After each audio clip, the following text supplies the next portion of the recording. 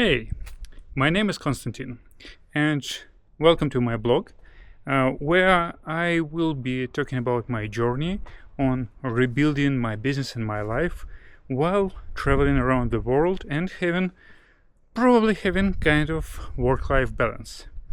I was a pretty successful business owner in my country, in Ukraine, but unfortunately I had to move on.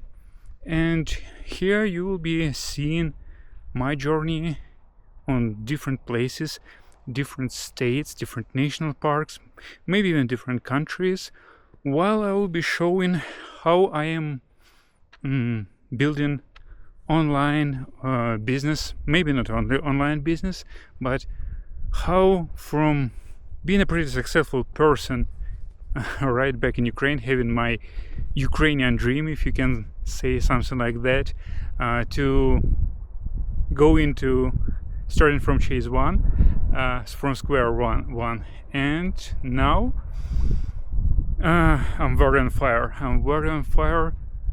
Where would this journey brings me? What challenges would I have? And we'll see. Let's go.